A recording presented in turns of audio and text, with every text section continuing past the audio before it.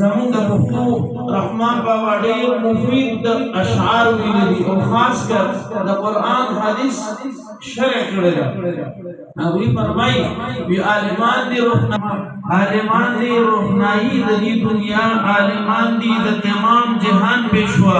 وسوکلار غواړي خدای او هم رسول الله، عالمان دي د دې لارې رهنما، کیمیاګر به د کیمیا په طرف ګرځي، همدمي د عالمانو د کیمیا په مجلس د عالمانو بس رزل شي، وسوکانی ویا لوټا د صحرا،